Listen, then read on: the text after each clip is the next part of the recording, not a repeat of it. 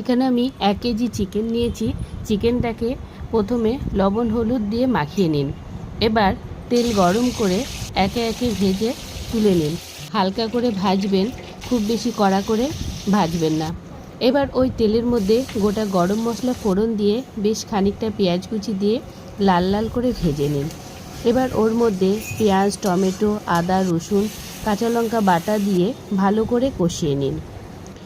এবার কষানো হয়ে গেলে ওর মধ্যে দই, হলুদ, জিরের গুঁড়ো, মিট মশলা দিয়ে একটা মশলা তৈরি করে নিয়ে সেই মশলাটা দিয়ে ভালো করে কষিয়ে নিন। মশলাটা কষানো হয়ে গেলে ওর মধ্যে ভেজে রাখা মাংসগুলো দিয়ে আর একটু কষিয়ে নিন। তার মধ্যে খানিকটা কসুরি মেথি দিয়ে একটু নাড়াচাড়া করে নিন। এবার ওর মধ্যে পরিমাণ মতো জল দিয়ে ফুটিয়ে নিন।